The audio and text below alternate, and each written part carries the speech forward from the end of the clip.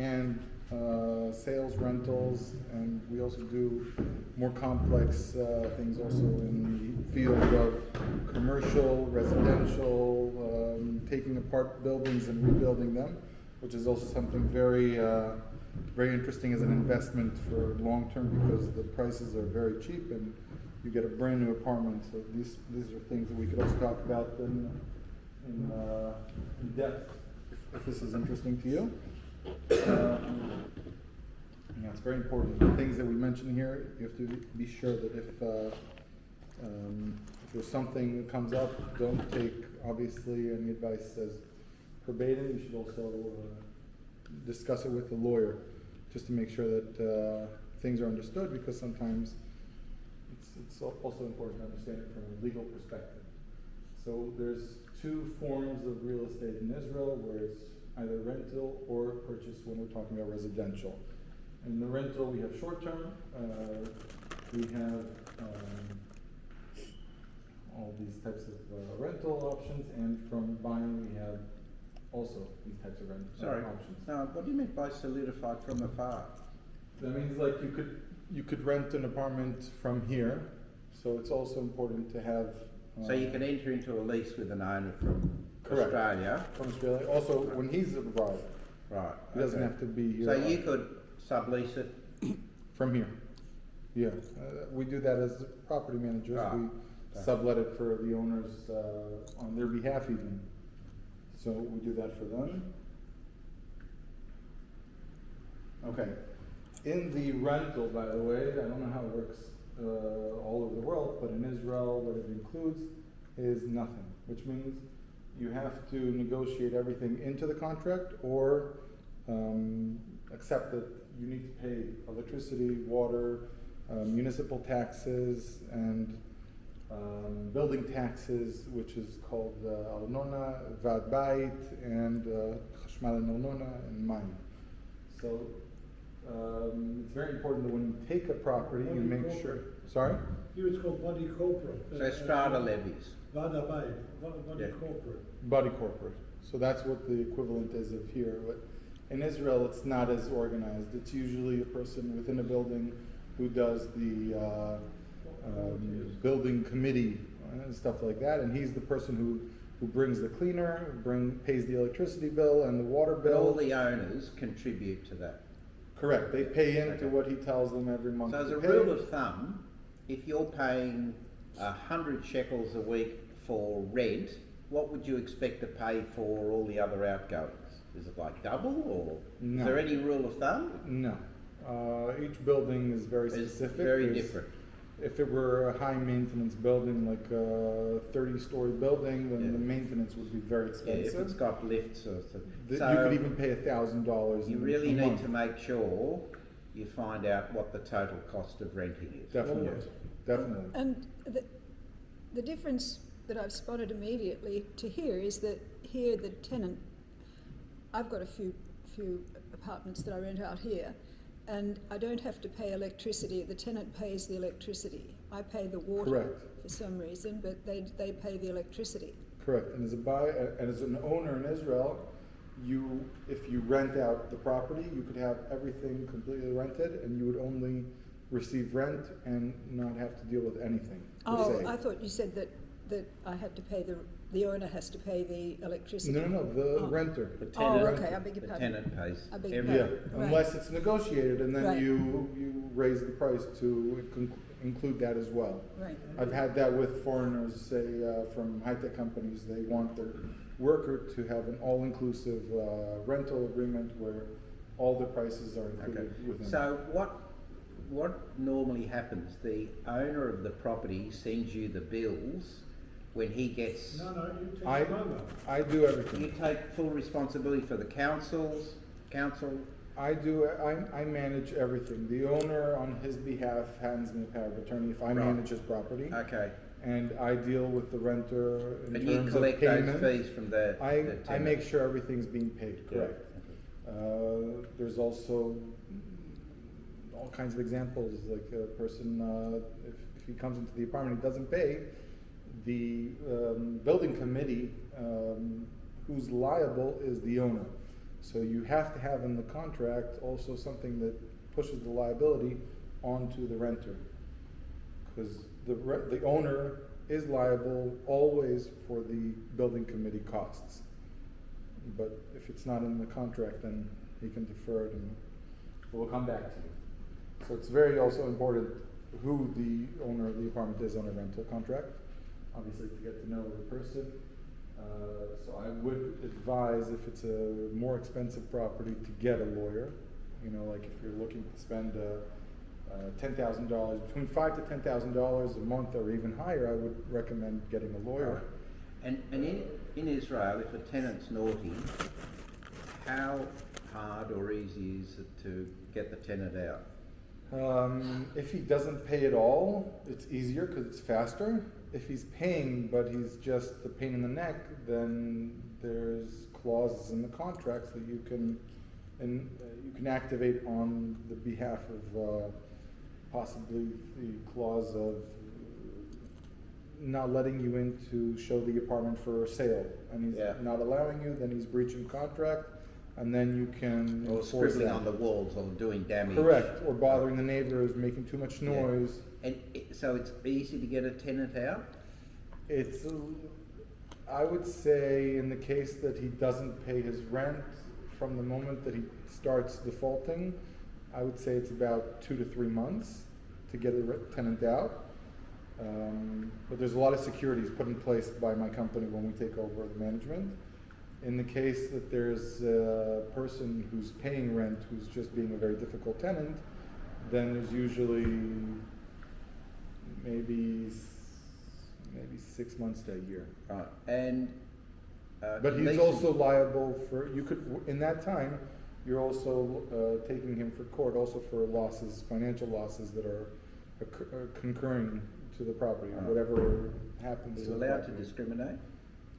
No, not in rentals. Usually, an owner can discriminate whoever he wants. Yeah, so Definitely, yes. You say, I don't In wanna the make- sales of a brand new first-hand apartment, no. So it determined that it's a very big problem in Israel right now. What, are you talking about Arabs or because Everything. A person can say, I don't want a Haredi in my Oh, apartment. okay. Or a Haredi could say, I don't want someone who's not Shomer Shabbos in my apartment. Or someone who doesn't keep kosher in my apartment. So it varies, and it's very, you have to step between the raindrops to not get in trouble with anybody. And we make sure, thank God, nobody... So you can kind of do it, but do it carefully. Exactly. It's a process. It's a process because in Israel we don't have. In the States, it's very common that you have a company that owns millions and millions of apartments or thousands of apartments, and they have to rent to everybody. They're not allowed to discriminate because it's a company that's in the stock market, and they have to report stuff. And if it shows up that they've discriminated, it could show badly on their next report. In Israel, it's a landlord who bought an investment, who wants a place for himself, and hello, and he wants to rent it out to whoever he wants to rent it out, and he's allowed to decide who he wants, either as his neighbor, either as his person who's going to live in his apartment. It's his, you know. It could also stay empty for a long time because of preferences.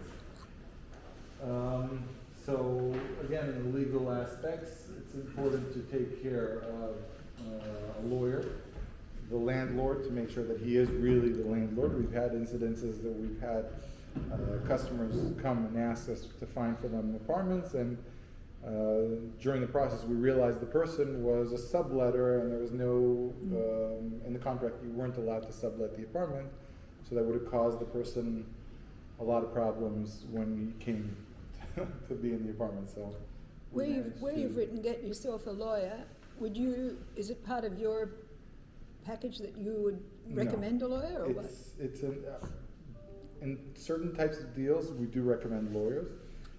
As a manager, certain properties I recommend to get a first-time contract, first of all, to get a contract that shows the reference between the owner and the apartment, the size and everything like that, because I'm not allowed to mend a contract, a legal contract as an agent. But if I manage a property and I have one lease to start off with, I can run with that lease and just change the name of the renter. That is okay, and the price and the dates and stuff like that. So securities are also a very big thing in Israel, because legally you're allowed to collect up to 3 months cash securities for a rental. The going normal thing in Israel now is 2 months. 2 months of security deposit, which would either be cash or check, depending the owner. If we're representing obviously the renter and not the owner, then we push to get a check and not a cash check, because then it's easier financially to come up with these amounts for a renter. When you say check, is Just that a a check. bank check? No, or a regular an ordinary check. Just which from a can, which checkbook. can bounce by the Which time. can bounce, definitely. So when Would I you rather manage a have a property, cash? I take a cash check.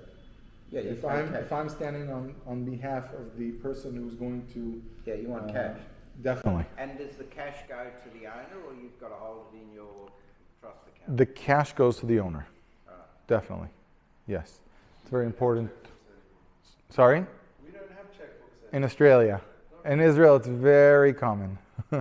If you're going into a rental contract, you have to have a checkbook.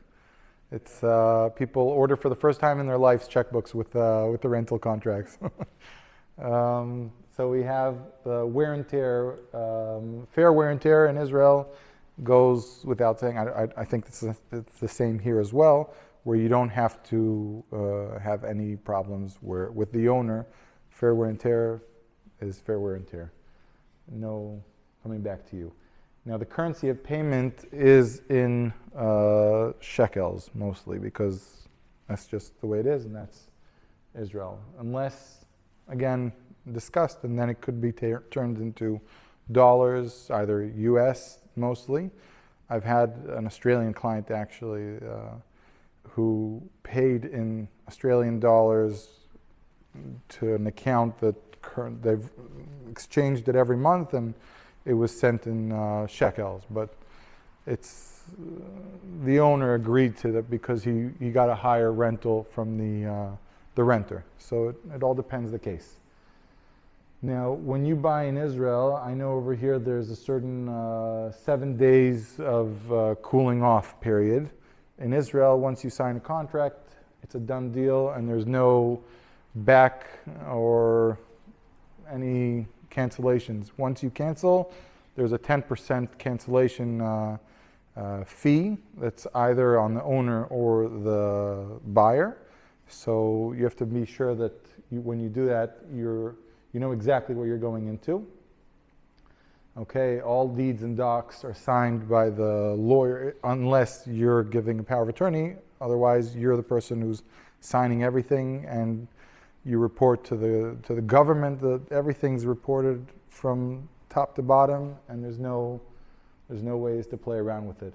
And if you're in Australia, how do you sign? So we've done a lot of deals like that, where people you can come with a mobile. You have a mobile notary here or a notary, and then they get it apostilled. It's apostille. They take it to the I think. You can go to the Israeli consulate and they... Exactly. What's it called? Apostille.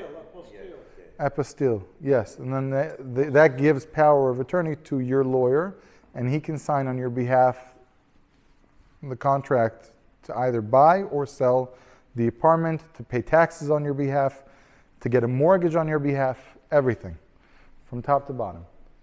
So the tax authorities in Israel, once you purchase an apartment, either the first apartment, second apartment, and on, the report is done within 30 days.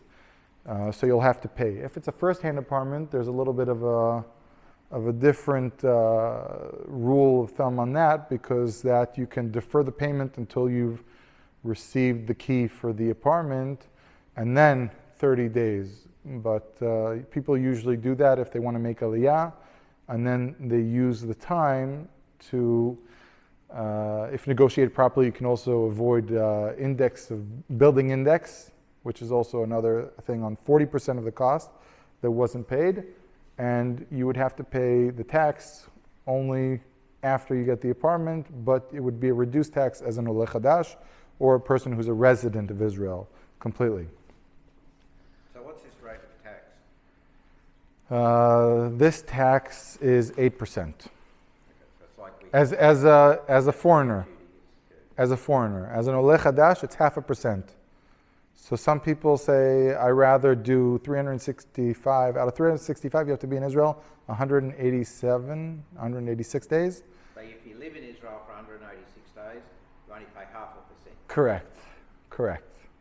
You have to report, this is the country, you have to make aliyah and live in Israel 186 days, and then you'll only pay that amount. So if you live in Israel for 186 days, do you have to pay tax on your worldwide income in Israel?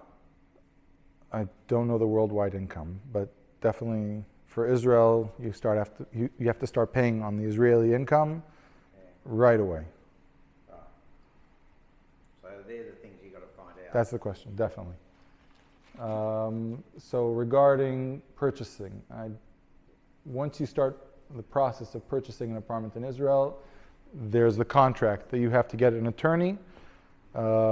Basically, once you purchase an apartment, once you decide to purchase an apartment, they agree on a price. Once they agree on a price, you have the lawyers prepare the draft. This draft is going to be the contract that's going to be signed, and it's done by two lawyers that represent the buyer and the seller. So there's two different lawyers, and each one gets paid by the buyer and the seller, respectively. So you have the legal inspection of the contract. That is, usually the draft is prepared by the seller and the buyer contract to reflect the needs or abilities or requirements of the buyer. And then it goes back and forth. I've had contracts go back and forth even up to a year for very complex deals, and I've had contracts signed within a day for a very motivated lawyer. So. How would someone like me be able to check out a lawyer that I'm getting a lawyer that's not A crook? Yeah. Yes, definitely. So our company works with very good lawyers, very reputable lawyers as well. And you'd obviously be able to discuss. We've had a few buyers from different countries, and we've sent them a list of 4 or 5 lawyers. And just now we had from France someone with the same situation, and we gave them 3 lawyers, and they didn't like the 3 lawyers. We sent them another lawyer, and they said, fine, we'll go with the first lawyer because he seems the best. Even though on first glance, he didn't seem the best, but it seems like they have a very good connection and they're going forward with the deal. But we give you a list of people, or you can also ask for recommendations from your friends and use the list of people. We don't get kickbacks from any of these lawyers. We're just happy that the deal is going forward. So there's also a physical check that usually is required. If it's a first-hand apartment, there's no physical checks done. You just purchase it, and the company has a year where they have to give you a guarantee on the physical status of the property, which means if there's any electrical damages or water damages or any kind of damages, structural, they have to deal with it, and you have a guarantee for that exact purpose. If it's a second-hand apartment and it seems like a good renovation, a lot of lawyers say, is it good enough for you? I don't recommend to do a physical inspection, but if you want to do it, you can go forward. And a physical inspection could run between 3,000 to 10,000 shekels, depending how, I would say, complex the property. So if it's an older property and you're asking for the structural engineer to go into the wall and actually excavate pieces to see that it's not wet and you have problems in the building, then they'll do that, but it will be a very expensive testing for the buyer. But I've seen everything. I've seen people bring an inspector, a very nice a South African inspector, and the guy came in, he did an inspection, he said, it's unlivable, you can't live in this apartment, it's impossible to live here, and it's going to cost you 200,000 shekels to fix. The buyer brought another plumber to the apartment, and he said, listen, it's going to cost you 10,000 shekels, and that's it. I'm putting my word on it. So he took the 200,000 shekels to the seller, and he said, listen, this is a big amount. And the seller said, so let's split the cost at 50,000 shekels me, 50,000 shekels you, and we'll call it quits. And they signed the contract, and with 10,000 shekels, he fixed it, and it was done. So it's not like it is in the States, where it's very, very organized. Israel's very, yes, they exaggerate a lot on everything. Okay, so zoning. Now, when you buy an apartment, it's also very important to check the zoning of the property. That at the end of the day, you have an apartment that's built 100 meters. Now, if they have an extension that looks illegal, this is what one of the inspections could do, or the lawyer. The lawyer looks at the title and at the layout plan that was issued to the municipality for the permit. And within that, he can see the zoning, what was approved. With the permit, you can see also the differences between that and the title, what was given in. And usually with that, you can see illegalities even from the chair without even coming to the apartment. In Israel, the lawyer does not come to the apartment, rule of thumb. There are some offices that take a lot more money from the clients. Usually it's about 0.5% to 1%, the lawyer fee. But there's lawyers who take about 2%, and they come to the apartment every day, and they give us a run for our money. Financing and mortgages. It's very important that if you are looking to do financing for the property that you're looking to purchase in Israel, you do require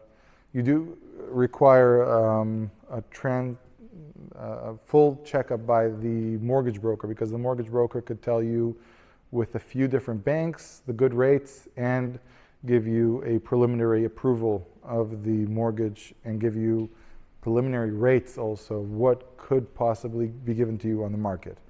So it's very important to do this before if you're looking for especially a higher rate of mortgage, because you can only get, as a foreigner, 50% financing for a property in Israel.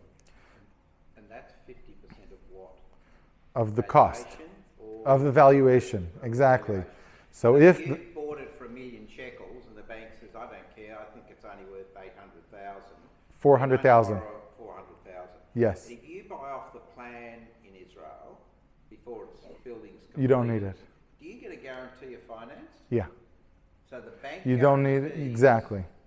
Right. But you would still. They still only lend you 50% of what it's worth. Correct. On completion, so you don't know how much you're going to borrow. You do know, because it's only.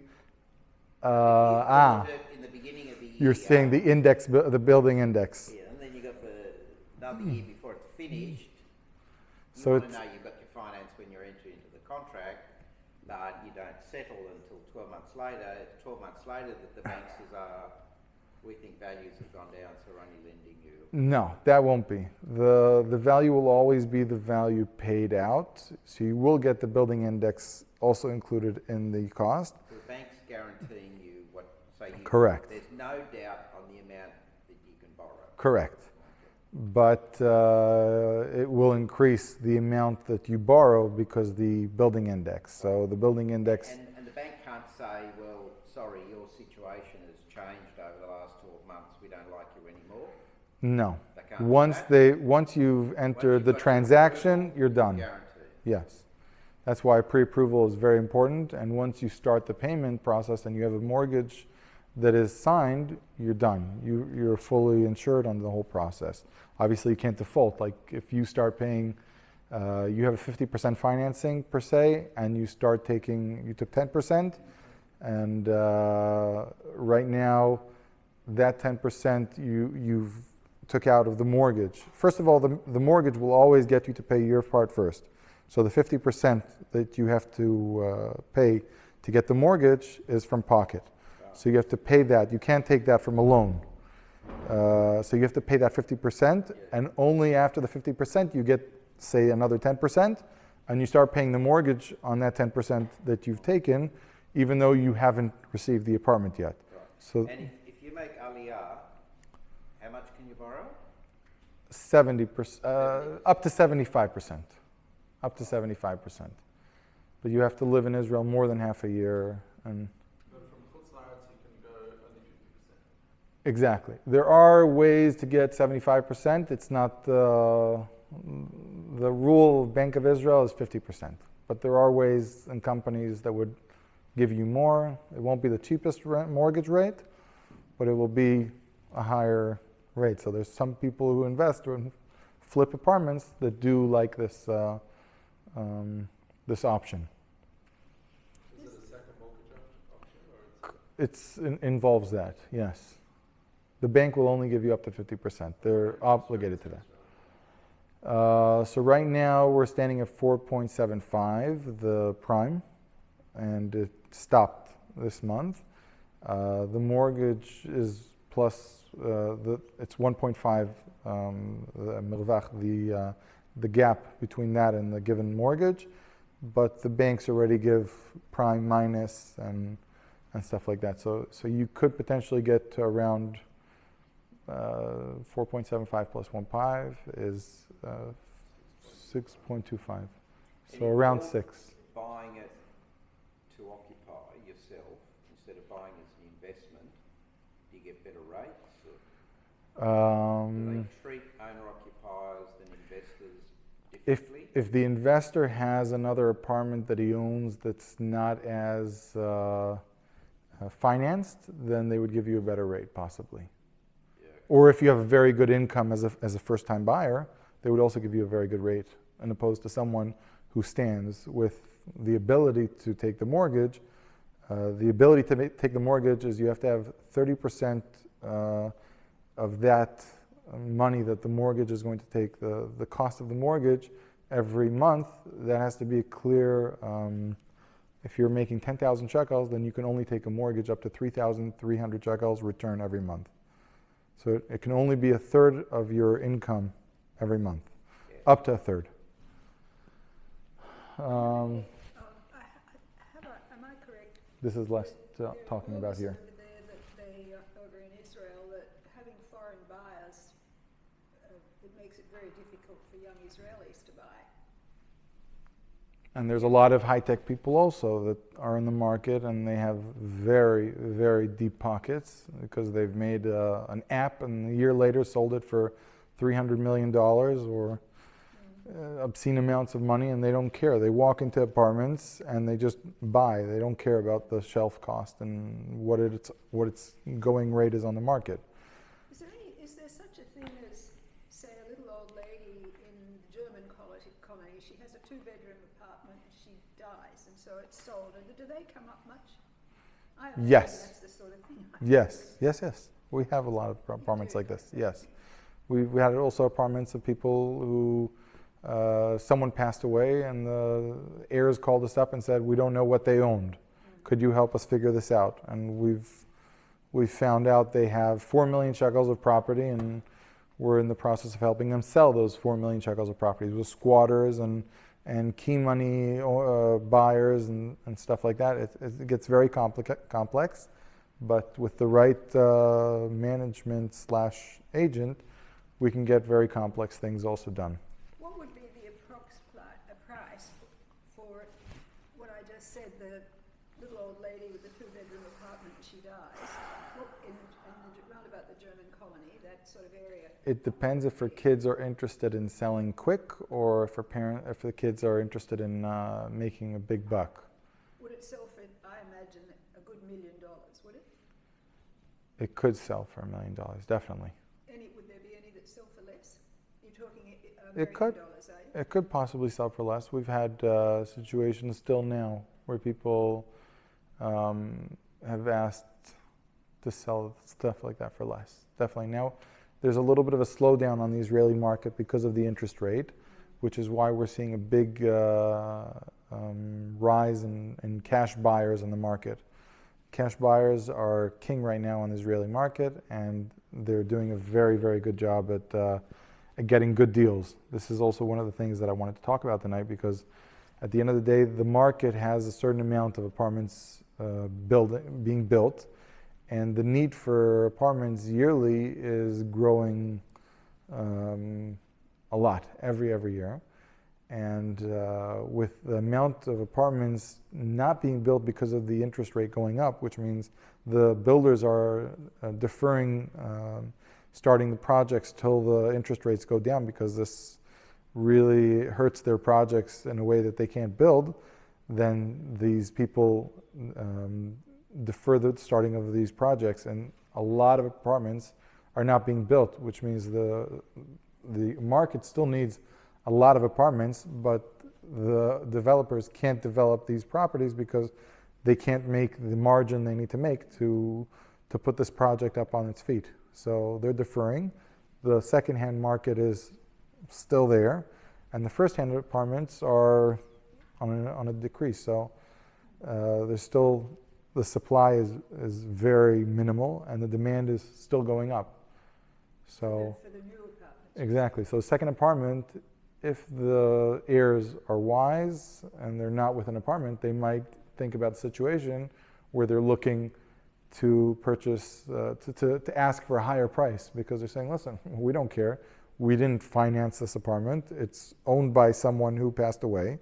We're going to look to get 5 million shekels or 4 million shekels. And it's a crazy amount over the property, what it's worth, but they can ask for whatever they want. I've seen a lot of situations like that where houses are sitting on the market for months and years, and it's very, very difficult. I don't want to distract you. Yeah. Just one other question. Is there any consideration in your market about given the earthquake in Syria and Turkey just recently, and Israel's on the seam of the tectonic plates? Is that affecting the market? And you know, there's a lot more requests for apartments that have been. There are people who request an apartment that has a mamad, not only because of this, also because of situations where obviously the missiles and rockets, when they come in, you want to be. Exactly. You want a safe room. Once there's a safe room, by definition, the building has been built with the code of earthquake in mind. how has it? Yes. So these apartments are in high demand when something happens. So it could be a few months where there's missiles that went off a few months ago, and in a span of a few months, people will say, I only want an apartment with a safe room. The scare goes away, and now you only want an apartment that fits the previous criteria, which were a view to the sea and a gym nearby. It all depends on the buyer, but the earthquakes, there's government procedures put into place, like demolition reconstruction or pinui binui or Tama 38, where they take down older buildings that are not reinforced, and they reinforce them either by adding on or taking the building completely down and rebuilding a new building instead of that, which are the two projects I, as a realtor, I tell a lot of people to invest in, because I think those are the best investments currently on the market. The profit margin is very, very wide in this kind of project, if you know when to buy it and in the right timing in this project. Regarding the purchase tax, so as a non-Israeli, there's an 8% purchase tax up to 5,872,725 shekels. Above that, it's 10%. So you'd have to pay between this and that amount 8%, and between you would have to pay on that amount the 8%, and from 5,872,000 another amount of 10% from the rest of the costs onwards. So like a 20 million shekel house, you'd have to pay 14,138,000 shekels, the higher tax. On the previous tax, it's only the 8. Also, Israeli you still, as an Israeli, even living here, you would also have it, unless you're a resident in Israel. If the 8%, also as a second-time buyer, you still have to pay that 8% as well.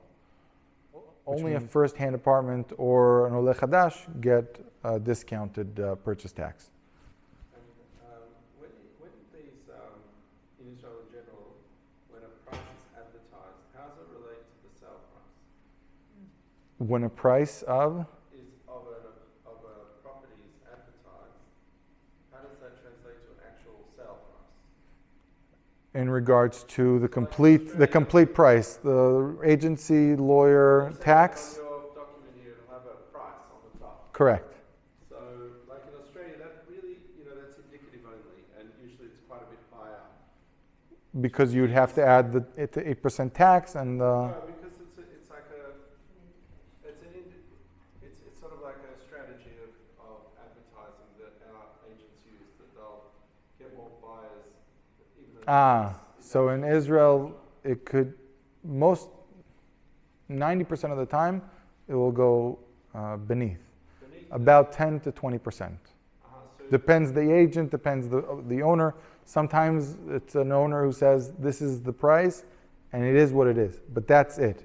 So you should always offer something less. Correct. Between, like, 20% is what I advise my clients to offer under the asking, and then usually closes around 10%, but if you start at 10%, it ends at 3% or vice versa. So do people normally auction their property No. for sale? In Israel, there's no You don't auction. have any auction. You have very, very few auction where it may be if a person has deferred his payments so many times, the bank takes possession over the property and they take it to an auction process where they auction off the house just to get rid of it without having to show, because they don't use realtors to sell their properties. Advertise the property for sale, and then people put in offers. People come to see the apartment, first come, first serve. Yeah.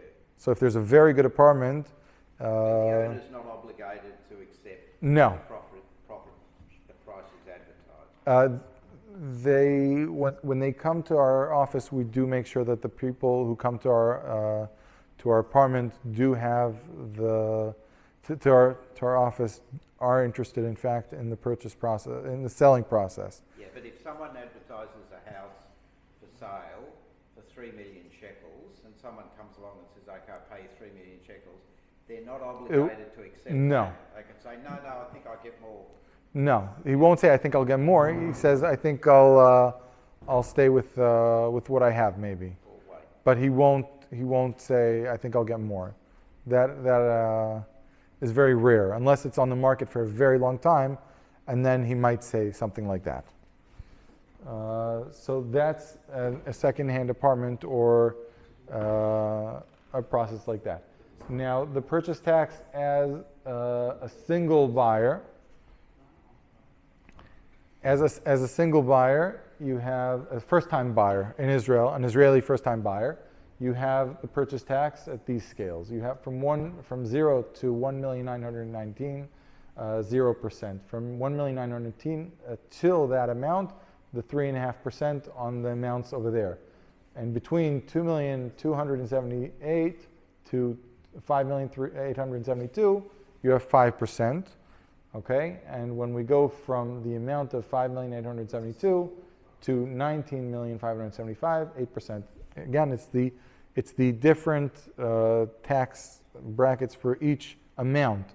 So the amount before is taxed on the previous amount. So if me, as a first-time buyer, would buy a 2 million shekel apartment, I would pay 3.5% on the money between 1,919,000 to 2 million shekels. Okay, and as an Oleh Hadash, a lot of times I do these things also with the lawyers, because the lawyer right away throws in an Oleh Hadash as a default. But sometimes a buyer would enjoy much better having a first-time buyer option more than the Oleh Hadash, because the Oleh Hadash kind of meets the other criteria at a certain point, and it already becomes more worthwhile having a first-time buyer than that. So it's worthwhile deferring the payment and possibly making aliyah or the process just a little longer for some people. Do you have many Europeans, clients buying? A lot. Do you? What, from France?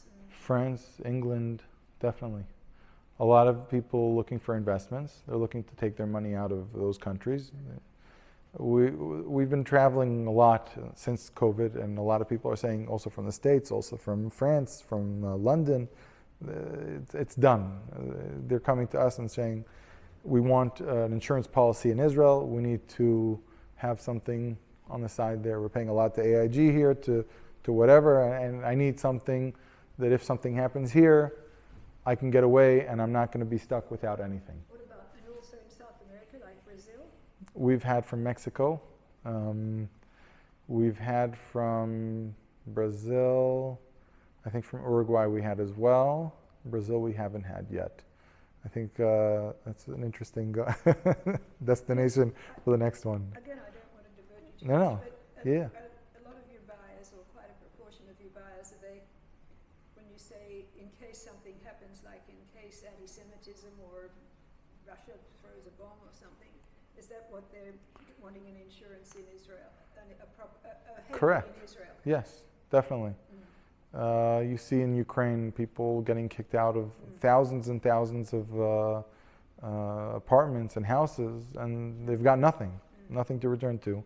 And this can happen anywhere, you know, also in Israel. But thankfully, Israel's going pretty good at the moment for the last 75 years. Earthquake. Yeah. Have you had many Russians or Ukrainian Jews buying? Yes. The Ukrainians not always come with money in the last few months, but definitely we've had Russians come, and a lot of times I've dealt with Russians myself with this topic exactly. They have a lot of problems bringing the money in because they can't sell their property in Moscow because of a lack of buyers in the Moscow market, even though it was very premium properties there. But once they even sell that, it's going to be a problem getting it into Israel due to global problems of moving money, exactly. Okay? Now, prepare for house hunting. You know, there's COVID. Obviously, we all know about COVID and what it had. And there's also the mortgage rates. And now everybody's asking about that. These things happened, passed, and we've seen the markets act and react to what happened then. It's very important to also, when you do purchase a property, if you like the property and this is exactly what you're looking for, then too much ACES givers could tell you, don't do this, don't do that, don't do this, don't do that. And I've had a lot of clients who had very good ACES givers. ACES, like a person who gives you advice. Oh, okay. And when there's too many advices, you start doubting yourself. And I've had people who lost very, very good deals and felt very, very bad about it, moved away from the lawyers who advised them to not buy a certain property. And it was a very big shame for some of these clients. So know that no house is ever perfect. You can invest, you can correct, mend houses. It's important to find one that suits you and know that little variables can change and be adjusted. Also, regarding the how much percent to offer and stuff like that, if this is a house you love, act on your passion to this house, because it could be close to where you're looking to buy, and because you're being a killer negotiator, you might miss the opportunity to live exactly where you want to live, or next to a good friend, or a good synagogue, school, on and on. Homes do not exist in a vacuum. There's multiple types of homes, and you have to be flexible with the understanding that if it's in the location you're looking for, then you can change around the house. The area is going to change. I was sitting with an agent who said, someone told her she didn't want to live next to a mob guy, you know, and she's very concerned who the neighbors are. And she said she bought this house and she was very happy. And next door to her moved in one of the big mob people in Israel 2 weeks after she purchased. So you need to understand that if you like the place, the variables around are going to change. And yes, definitely. Choose a home because you love it, then think about appreciation. Appreciation, thankfully, in Israel is a thing going on for the last 20, even more years, and thankfully continuing to go up. Now, when you purchase, you asked about the purchase costs around as well. So you have a lawyer, which is between 0.5% to 1% plus VAT. VAT is what's added on top of the cost. So say it's 10,000 shekels, the cost of the lawyer. So it's 1,700 shekels above that. So it would be 11,700 shekels. That would be the fee, and you'd get a receipt for that, which would also be deductible for appreciation of the property. So when the property appreciates, you'll be able to deduct the cost from the taxes. The real estate agents, we take in Israel around 2%, depends the complexity of the transaction, the size of the transaction. Inspector, you could have between 500 to... Who pays that fee, the buyer or the seller? Both. So buyer pays 2%, the seller pays 2%? Correct. Or they each pay 50%? They both pay 2%. So 4% to the real estate agent? Correct. Should do business. Yes. Inspectors, those are on the... By the way, the lawyer is also on both sides. Okay? Sorry? You got two sets of lawyers. You only have one agent. No, you could be two agents as well. I could be representing a buyer. Sometimes we work as buyer's agents. A buyer says, I'm looking for this and that and that in this area, like Rechavia. And then we locate with other agents and we manage to find him the property, and we close the deal with another agent representing a seller. We could potentially be on both sides, but usually when we're representing buyers, we represent on one side. But it could potentially be, definitely. So the inspector falls only on the buyer. That is if the buyer even wants to do an inspection. It's not always recommended, but definitely something that's a possibility and sometimes even advised. Mortgage broker, usually they take between 1 to 5% on what they've managed to secure a loan for the person. Depends on the complexity. Conversion and costs for transferring. Okay, there's a lot of companies that we work with. I know here in Australia you have this process of transferring money abroad that everybody tells me about, but I don't think this works for bigger amounts of millions of dollars. So when you need something like that, there's definitely going to be different costs from banks and such, so you do need to take that into consideration. Lift and shipping costs if you're looking to make aliyah. This is also something you need to take into consideration, especially from Australia to Israel. Is a little more expensive than Europe to Israel. And the appraisal. The appraisal, if you're taking the mortgage, then you're looking maybe even to 10,000 shekels, depending the price of the property. If it's a very expensive property, 20 million shekels, you could be looking at 10,000 to 15,000 shekels on the mortgage costs, on the appraisal for the mortgage. And then there's the purchase tax, which is between 0 to 10%, depending on the situation of the purchaser. Now, there's a few differences between Israel and the global market, which are negotiation is in shekels. It could be done in dollars for the sake of the person doing the transaction, say from here from Australia. You could be discussing with us the cost in Australian dollars, and we'll do the conversion on today's rate and give that offer to the seller in Australian dollars. But the seller would understand only via the shekels that he's receiving. So he wants the final price in shekels, and that's what he's going to discuss. And when sometimes we've had situations where we've had an offer at 28 million shekels and it was closed and everybody was happy, and the seller came back and said, listen, the dollar appreciated, and now it's more worthwhile for me to say that I want dollars. So if I said dollars, now it means I need to get 1.5 million shekels increase in the price. So we've had, sadly, situations like that, and the deal did not go through, sadly.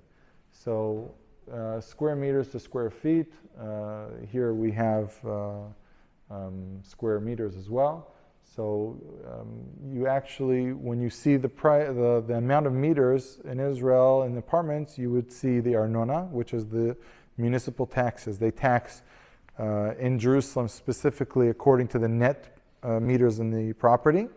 And in the tabu, it would also be mostly the net as well. So that's an indication, a very good indication for correlation between what the municipality knows about and what the permit gives you. So sometimes people will present only the arnona, which is the municipal taxes, and they'll say, there's 100 meters in my apartment. But the tabu, which is the title, will reflect only 70 meters, which means that the municipality knows about some kind of infringement, enlargement of the apartment, but they're taking the money on one hand, and the hand that needs to destroy the penalization of what you've done illegally to the apartment, that hand is resting behind their back because they're enjoying the increase of money taken from every month where they can charge more. So it's a very interesting process. Number of rooms, so in Israel we go by rooms and not bedrooms. So you could have a 4-bedroom apartment here, which in Israel would be a 5-room apartment. Okay, and that's how they go. They don't say the bedrooms, they say rooms. And the floor, so in Israel, the ground floor is considered ground floor, and then first floor, second floor. So when you ask an Israeli agent or seller what apartment he's on, he would tell you the second floor, which here might be considered third floor? No, second. Second floor for you as well. Ground floor. Okay, because in Israel, in America, they say 1, 2, 3. So yeah, because they say in America, first the ground floor is the first floor, correct? Now, if you've got someone that's not interested in making a decision now, but wants to track prices, and they say they're thinking of a 2-bedroom apartment, can you hook them into effectively a website or feed them information? Yes, we send our clients. So here's what's available this month for a 2-bedroom here, 2-bedroom there, blah, blah, blah, blah, blah. Yes, we have a mailing list that we send out properties on the market, movements when something really big happens. And you can filter that? We can filter. So If a client asks us also for, every month he'll send us a follow-up email, and he'll say, I want to know where the market is at today.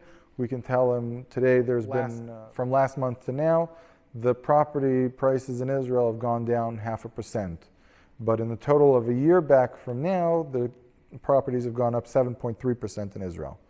So we can give that kind of analysis upon request, definitely. Like a list of specific properties for sale within that person's criteria. Yes. If they say, I only want to live in Jerusalem and I want a 2-bedroom apartment, you can progressively over time filter out information. Correct. And provide them with a list of here's the following 2-bedroom apartments in Jerusalem. In Jerusalem, exactly. Yes. And what did you say? We call it a 2-bedroom apartment. What would Israel call it? A 3-room. A 3-room. Correct. They don't count the kitchen or the bathroom. No, the living room and the bedrooms. The kitchen, if there's a kitchen that's very big, they would maybe call it a 2.5 bedroom or a 3.5 room. So your room is the living dining? The rooms are only living dining, yeah. Unless the kitchen is very big. And then it has like a place to eat and sit and relax, and then you would maybe consider it for another increase of the size of the bedrooms or the count of the bedrooms. So purchasing from overseas. Everything's advertised in shekels. Correct. Like when you go to a shop, everything everything's in US dollars. It depends where in Israel. Everything looks really cheap except it's in US dollars. Exactly.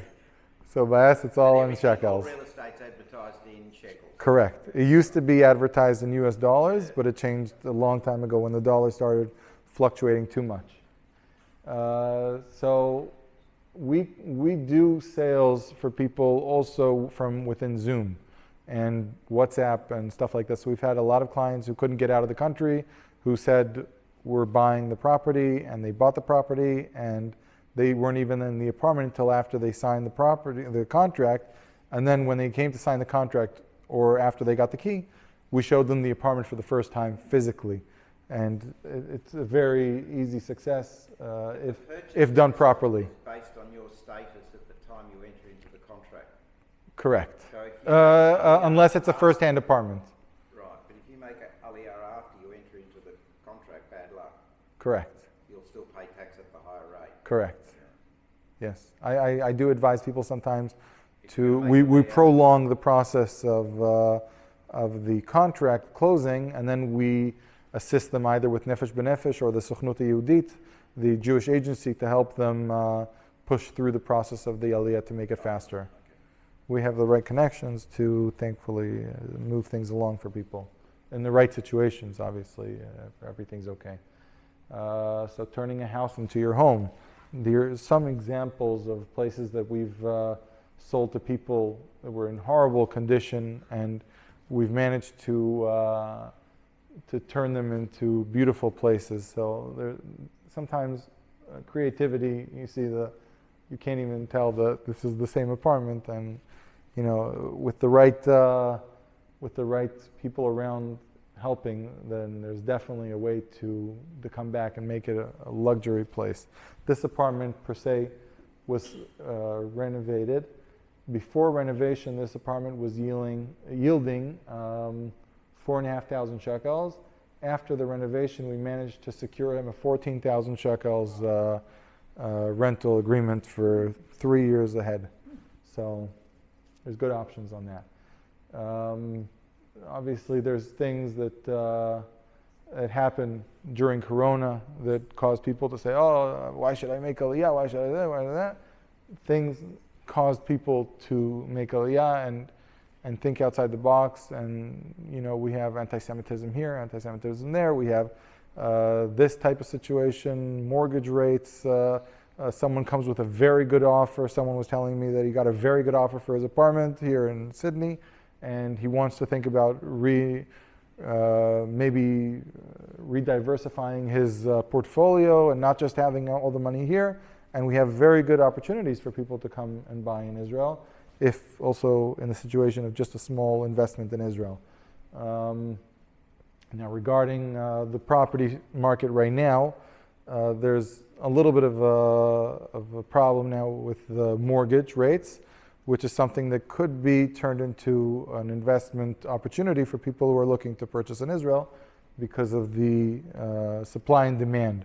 So Warren Buffett even said it himself about when times are bad, you look for the good stuff within diamond in the rough. You'll look for the good companies, the good properties.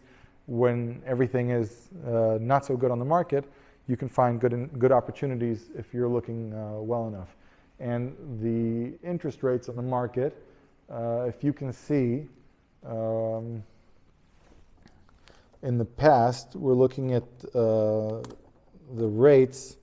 They were all the way up at 17%, 16% in 1999. So from 1999, the interest rate has gone up and down, on and up, and the market, if you can see on the same years on the graph below, the property value in Israel has gone up considerably well. So the time is interesting, but if you look for the right type of investment, you could find something that would definitely give you a good return and a good home. So I looked up your website before I came, and I think it had a page where it said, sign here and you can get our emails. Yeah. So That's all I need to do to get your emails, just sign Definitely. up on the website. Okay. Definitely. לשנה הבאה בירושלים הבנויה. Thank you. Well done. Really good. Thank you. If there's any